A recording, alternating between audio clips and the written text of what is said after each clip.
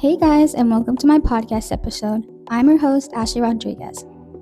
So, you might have noticed from the visuals for this episode, or maybe just from the topic itself, this subject might make you feel a little uncomfortable. You might even be asking yourself, is this topic even appropriate? I want to answer that question right now with a resounding yes. This is a crucial conversation we need to have. In 2025, Hispanic women today are suffering from the effects of hypersexualization and stigmatization of ethnicity and cultural heritage. Often, this issue is overlooked, or it may even be deemed as the norm in our society. But this isn't normal. And this unrealistic depiction of what it truly means to be a Latina can have extremely harmful influences on how these women see themselves and how they should identify. It impacts their sense of self and their place in the world. So while the topic might feel sensitive, it's incredibly important to address. Today, we're going to dive deep into this critical issue that affects so many lives, so let's get into it. So you might be wondering, what inspired me to research this topic and bring it to you today?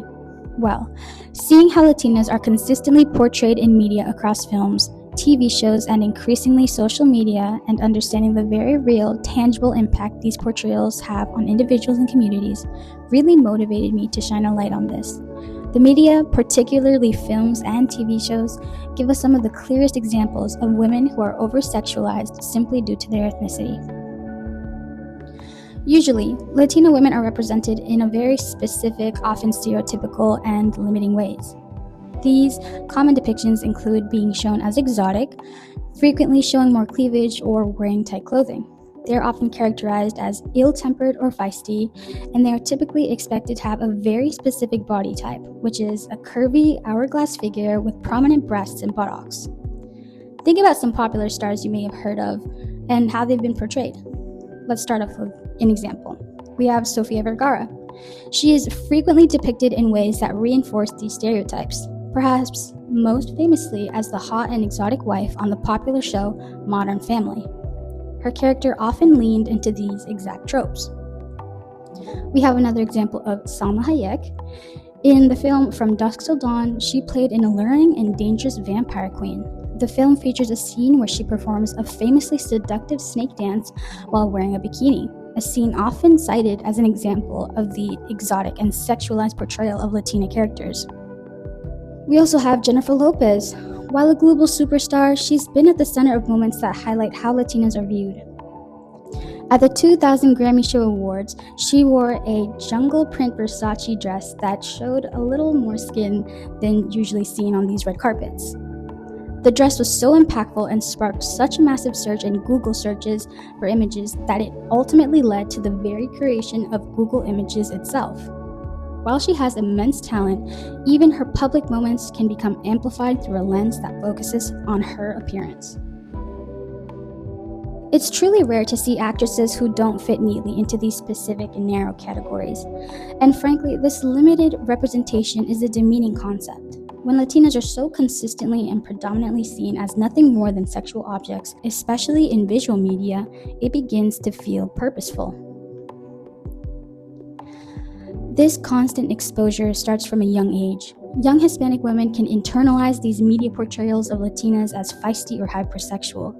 This can lead to these women to feel significant pressure to embody those specific traits to be accepted by society.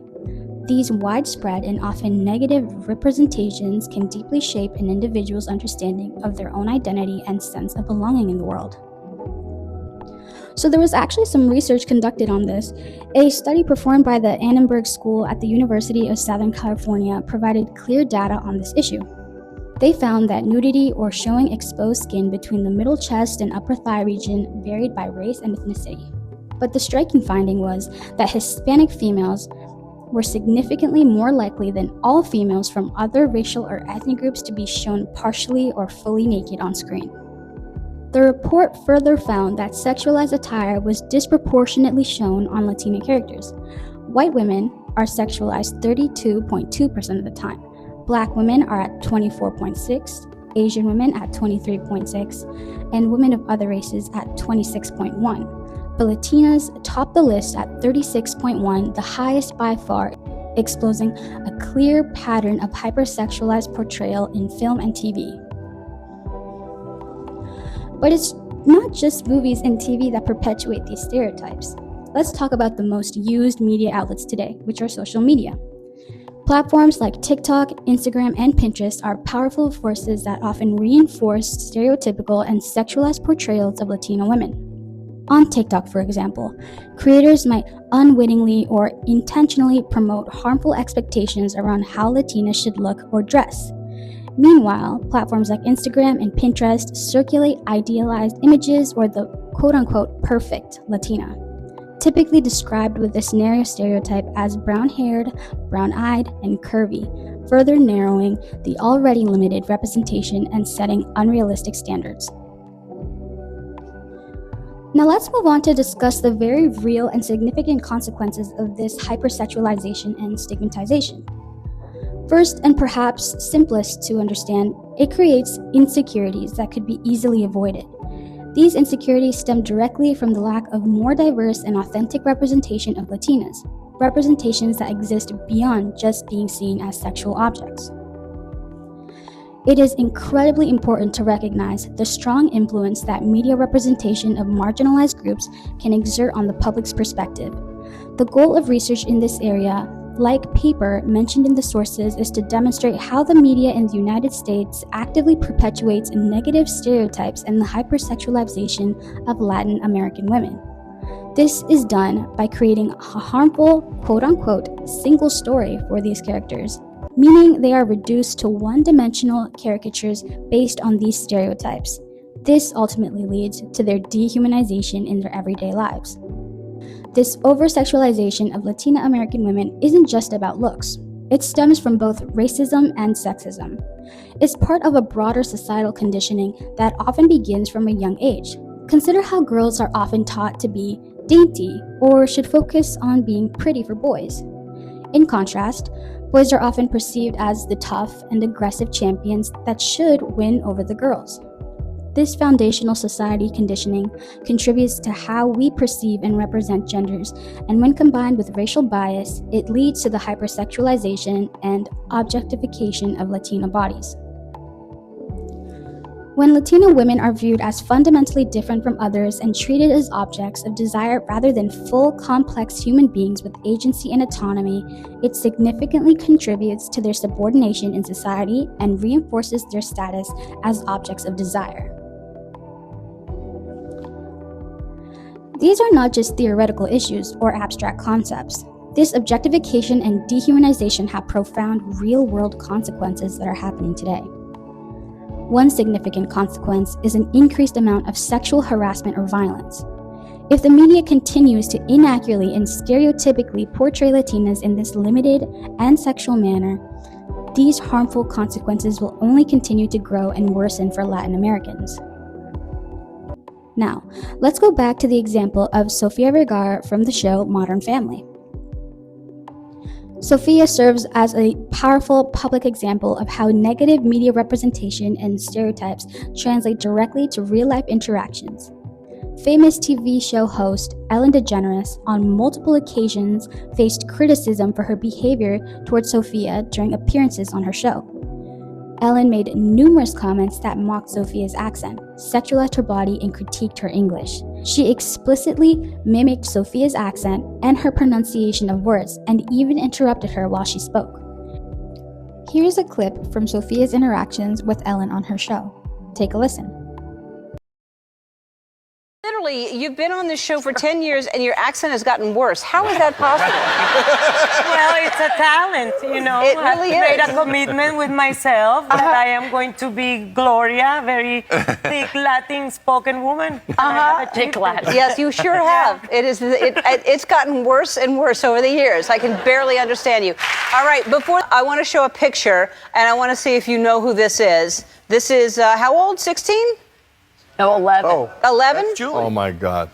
No. That's Julie. That's Sophia. It's Sophia. It looks like Julie. But what do you think? No. I look sexy in that picture? You look beautiful. Yeah, you look. You just look beautiful. Your breast contraption fell down, though. It's low. This behavior from a widely viewed platform starkly demonstrates how these pervasive stereotypes and the underlying objectification play out in public interactions and contribute to microaggressions and disrespect.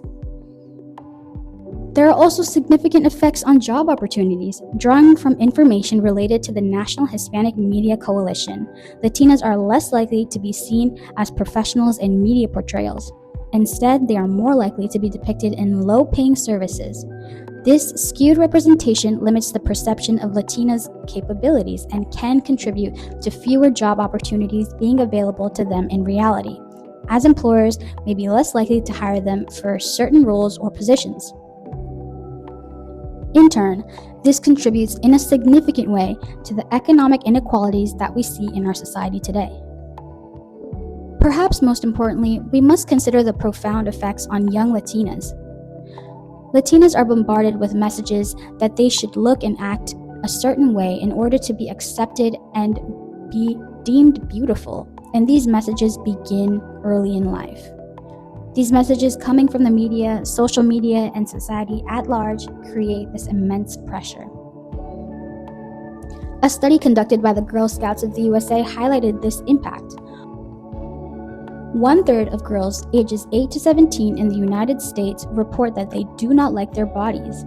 Furthermore, a staggering 38% of girls ages 14 to 17 report feeling pressure to look a certain way, specifically because of images they see in the media. When young Latina women see people that look like themselves consistently portrayed in a negative or limited way, especially when those portrayals are stereotypical and sexualized, their self-esteem is significantly affected. This audience can feel marginalized and invisible, which can deeply impact their sense of self-worth and their feeling of belonging in society. They don't see themselves reflected authentically and instead seeing damaging caricatures. As society, we have a collective responsibility to combat and challenge the harmful stereotypes that have been perpetuated on Latin American women for so long.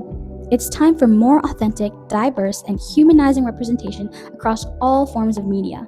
We need to move beyond the quote-unquote single story and see Latinas as the full, complex human beings with agency and autonomy that they are. Thank you for listening. This has been Ashley Rodriguez on my first podcast episode.